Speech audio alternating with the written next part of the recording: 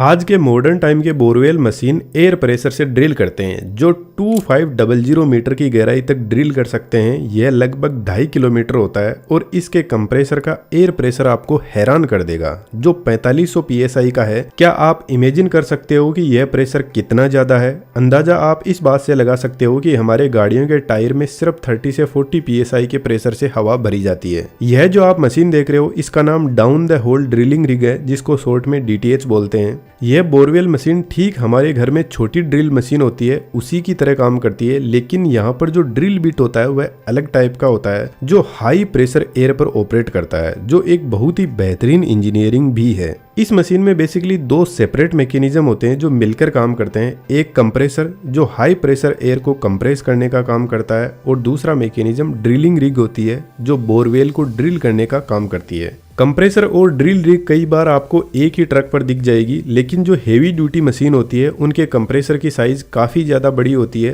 तो उनके कंप्रेसर को एक अलग ट्रक पर रखा जाता है। एक्चुअल में ज्यादातर हम इस ड्रिलिंग रिग में इंटरेस्टेड होते हैं, लेकिन यहाँ पर मास्टरमाइंड कंप्रेसर ही होता है जो साइड में ट्रक पर लोडेड रहता है। यहाँ पर एक हेवी ड्यूटी इंजन लगा रहता है जो लगभग 400 से 500 HP की पावर का होता है। यह डिपेंड करता है कि मशीन की ड्रिलिंग पावर कितनी है। यदि मशीन 1000 मीटर तक ही ड्रिल कर सकती है तो इसके इंजन की पावर भी कम ही होगी। यह इंजन 12 सिलेंडर का हो सकता है जो ठीक हमारे नॉर्मल गाड़ियों के इंजन की तरह ही काम करता है। इंजन का वर्किंग मैकेनिज्म को मैंने इस वीडियो में एक्सप्लेन किया है, तो वीडियो कंप्लीट होने के बाद में आप यहां से देख सकते हो। डिटेल्स आपको डिस्क्रिप्शन में मिल जाएगी। इंजन की मेन शाफ्ट कंप्रेसर से जुड़ी रहती है। यह एक रोटरी स्क्रू टाइप कंप्रेसर है। इस कंप्रेसर में दो रोटर होते हैं, एक मेल रोटर दूसरा फीमेल रोटर। सिर्फ मेल रोटर को ही इंजन से डायरेक्ट पावर मिलती है। कंप्रेसर के पहले एयर फिल्टर लगा रहता है जो बाहर से हवा को अंदर की तरफ खींचता है और हवा में अवेलेबल डस्ट पार्टिकल को रिमूव करता है।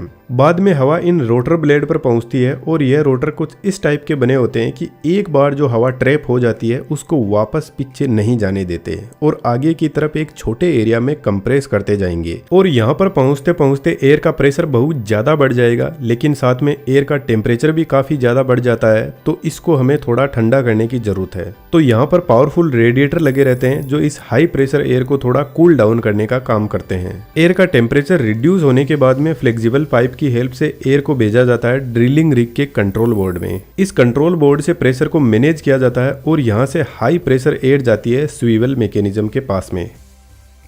स्वीवल एक बहुत ही इंपॉर्टेंट कंपोनेंट होता है जो हाई प्रेशर एयर को ड्रिल स्ट्रिंग से जोड़ता है और यहाँ से आगे ड्रिलिंग स्टार्ट हो जाती है। लेकिन इस मैकेनिज्म को थोड़ा सा समझना जरूरी है। यहाँ पर साइड में दो एयर मोटर होती है जो पूरी स्ट्रिंग को रोटेट करवाने का काम करती है, लेकिन इस रोटेशन से ड्रिलिंग नहीं होती है। इसके कुछ अलग ही काम है, मैं आपको आगे बताऊंगा। यह दोनों मोटर भी एयर प्रेशर से ही काम करती है, जिनका मैकेनिज्म हमें समझना चाहिए। मोटर का रोटर सेंटर में ना होकर थोड़ा सा साइड में होता है। जब हाई प्रेशर एयर यहाँ पर आती है तो इन ब्लेड पर फोर्स लगाएगी जिससे रोटर रोटेट करने लगेगा। जब यह एयर ब्लेड पर फोर्स लगाते हुए यहाँ पर पहुँचती है तो एरिया काफी ज्यादा बड़ा हो जाता है, जिससे एयर का प्रेशर डाउन हो जाता है और यह लो प्रेशर एयर हमारे किसी भी काम की नहीं है। तो यहाँ पर साइड में लगे होल से एयर को बाहर छोड़ दिया जाता है। इस तरीके से मोटर कंटिन्यूअस रोटेट करने लगती है। यह मोटर देखने में छोटी है लेकिन इसकी पावर काफी ज्यादा हाई होती है। कंट्रोल बोर्ड से मेन पाइप को डायरेक्टली इन स्ट्रिंग के पाइप से कनेक्ट किया जाता है जिसमें एक्सट्रीमली हाई प्रेशर को भेजा जाता है, इसलिए यहाँ पर यह पाइप मजबूत स्टील के बने होते हैं। इन पाइप के आगे ड्रिल बिट लगा रहता है जो असल में एक हैमर होता है और यह हैमर कितने ही मजबूत पत्थर को तोड़ सकता है, जो अपने आप में एक बेहतरीन इंजीनियरिंग यूज करता है। वैसे तो यह पूरा हैमर एक हाई स्ट्रेंथ स्टील का बना होता है, लेकिन सिर्फ इसका आगे का पार्ट ही पत्थर के डायरेक्ट कॉन्टेक्ट में आता है, जिस पर कुछ ऐसी बॉल लगी रहती है और यह बॉल काफी ज्यादा लंबी होती है जिसको हैमर के हेड में अच्छे से फिट किया जाता है। यह बॉल बनी होती है एक बहुत ही स्ट्रॉन्ग मेटल की जिसका नाम है टंगस्टन कार्बाइड, जिसकी वजह से यह बॉल पावरफुल स्ट्रोक सहन कर सकती है और इन पर फ्रिक्शन का भी कोई ज्यादा खास फर्क पड़ता है नहीं। हैमर को खोलकर देखते हैं इसके अंदर क्या प्रोसेस चलती है। यह मेन हैमर होता है, इसके आगे बॉल लगी रहती है। हैमर के पीछे एक भारी भरकम पिस्टन होता है जो हैमर पर कंटिन्यूअसली स्ट्राइक करता है और पिस्टन के ऊपर लगा रहता है एक खाली सिलेंडर।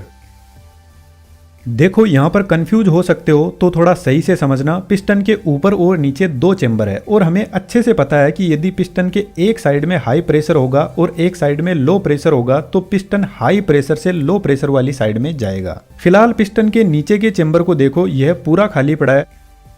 अब सबसे पहले कंप्रेसर का हाई प्रेशर आएगा चेक वॉल के पास में। चेक वॉल ओपन होगा और यहाँ से हाई प्रेशर आएगा एयर डिस्ट्रीब्यूटर के पास में। एयर डिस्ट्रीब्यूटर एयर को चारों तरफ फैला देगा। अब यह जो सिलेंडर है, इसके ऊपर की तरफ जो होल बने हुए हैं, इनसे एयर बाहर निकलती है और इस सिलेंडर के पास में से होते हुए वापस इस नीचे के होल से एयर सिलेंडर में एंटर कर जाएगी।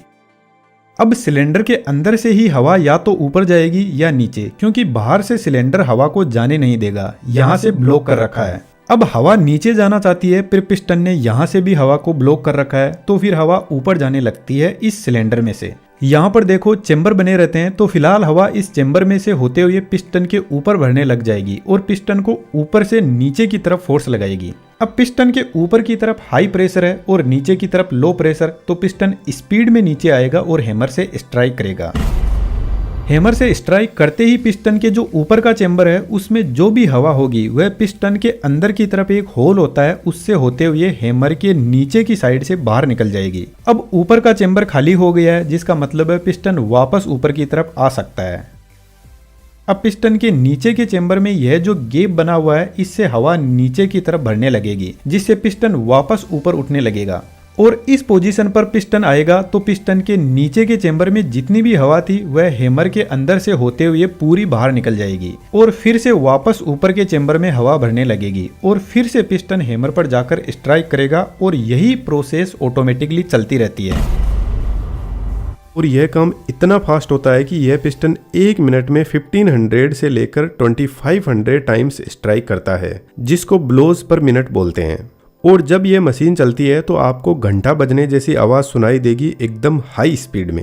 एक्चुअल में वह साउंड इस हैमर की ही होती है। अब हैमर इतनी हाई स्पीड में पत्थर पर स्ट्राइक करेगा तो पत्थर की एकदम बारीक कटिंग होने लगेगी, लेकिन पत्थर के इस कचरे को बाहर लाना जरूरी है, अदरवाइज तो हैमर फंस जाएगा। तो जो एयर का प्रेशर हैमर को स्ट्राइक करने के बाद में बाहर निकलता है हैमर से, उसका प्रेशर काफी ज्यादा हाई होता है, तो यह अपने साथ में पत्थर के टुकड़े, मिट्टी, पानी जो कुछ मिलता है उसको साथ में ऊपर लेकर आ जाता है। जब बोरवेल पूरा ड्रिल हो जाता है तो बोर को क्लीन करने की जरूरत होती है, तो इस कंडीशन में हैमर को रोक दिया जाता है और हैमर पूरी की पूरी हवा साइड में से पास करेगा, जिसका प्रेशर काफी ज्यादा हाई होता है और यह हवा ऊपर आते टाइम अपने साथ में सब कुछ कचरा पट्टी ले आती है। अब यहाँ पर एक सबसे बड़ा चैलेंज आता है, इस हैमर की बहुत ज़्यादा पावर होती है। यह किसी भी पत्थर को तोड़ सकता है, लेकिन कई बार पत्थर इतना ज़्यादा मजबूत होता है कि हैमर तो उसको रेगुलरली स्ट्राइक कर रहा है, लेकिन ऊपर से यह जो इतने सारे पाइप लगे हुए हैं, यह हैमर पर वजन नहीं डाल पाते, जिसकी वजह से पत्थर टूटता नहीं है। तो फिर यहाँ पर जो टावर होता है, इसके पीछे की तरफ एक हाइड्रोलिक प्रेशर वाला पंप लगा रहता है और यह पंप इस पुली मैकेनिज्म से जुड़ा रहता है और यह पुली ऐसे घूमते हुए स्वीवल से जुड़ी रहती है, जिसकी वजह से पंप का डायरेक्ट प्रेशर स्वीवल के थ्रू इन पाइप पर लगता है और इन पाइप का प्रेशर हैमर पर लगता है। तो जब भी कोई मजबूत पत्थर आता है तो एक्चुअल में यह हाइड्रोलिक प्रेशर हैमर पर और ज्यादा फोर्स लगाता है पत्थर को तोड़ने के लिए। और एक्चुअल में यदि मैं आपको बताऊं तो इस स्वीवल मैकेनिज्म को ऊपर नीचे करने के लिए हाइड्रोलिक प्रेशर ही लगा रहता है आज के मॉडर्न डीटीएच में। इस मशीन के अंदर कोई भी वह पुराना रोप एंड पुली सिस्टम नहीं होता है स्वीवल को ऊपर नीचे करने के लिए या फिर इन पाइप को बाहर निकालने के लिए, क्योंकि यहाँ पर इन पाइप का बहुत ज्यादा हेवी लोड रहता है। तो यदि डायरेक्टली हम किसी इंजन को गियर मैकेनिज्म के थ्रू कनेक्ट करेंगे तो वह फेल हो सकता है, इसलिए यहाँ पर हाइड्रोलिक पंप इंस्टॉल किया जाता है जो स्लो होते हैं पर एक्सट्रीमली पावरफुल होते हैं। अब क्या आप बता सकते हो कि यह स्ट्रिंग रोटेट क्यों कर रही है? कहीं पर भी जरूरत नहीं है इसके रोटेशन की। तो इसके पीछे एक दूसरा रीजन है। यदि हम नॉर्मल हैमर से भी पत्थर को सिर्फ एक ही जगह पर स्ट्राइक करेंगे तो इसके टूटने के चांस बहुत कम हो जाते हैं। तो हैमर जब स्ट्राइक करते हुए रोटेट करेगा तो पत्थर को अच्छे से कट कर पाएगा और बोरवेल का बोर एकदम राउंड शेप में बनेगा। और सबसे इम्पोर्टेंट बात, जब ड्रिल काफी ज्यादा गहराई में होती है तो हैमर कहीं पर फंस सकता है, तो सेफ्टी के लिए रोटेशन बहुत जरूरी है। साइड में रोबोट आर्म भी लगी रहती है जो ऑटोमेटिकली इन पाइप्स को उठाकर स्वीवल मैकेनिज्म से कनेक्ट करती है। इस रोबोट आर्म में भी कुछ हाइड्रोलिक पंप लगे रहते हैं। इसके अलावा भी बहुत सारे हाइड्रोलिक पंप यहाँ पर होते हैं। तो इन सभी को ऑपरेट करवाने के लिए एक छोटा इंजन भी यहाँ पर लगा रहता है। हाइड्रोलिक सिस्टम कैसे काम करता है इस पर हमने डिटेल वीडियो बनाया है। यहाँ पर क्लिक करके आप इन दोनों वीडियो को जरूर से देखना, आपको बहुत कुछ सीखने को मिलेगा। यदि आप ऐसा 3D एनिमेशन सीखना चाहते हो तो हमारे बेहतरीन एनिमेशन के कोर्स को ज्वाइन कर सकते हो, जो आपकी बहुत हेल्प करेगा। उम्मीद करता हूँ आपकी तरफ से इस वीडियो को अच्छा सपोर्ट मिलेगा, क्योंकि काफी ज्यादा रिक्वेस्टेड वीडियो था। कैसा लगा आपको जरूर से कमेंट बॉक्स में बताना। चैनल की मेंबरशिप जरूर से ज्वाइन कीजिएगा क्वालिटी वीडियोज पोस्ट करने के लिए। आपका कीमती टाइम हमें देने के लिए धन्यवाद।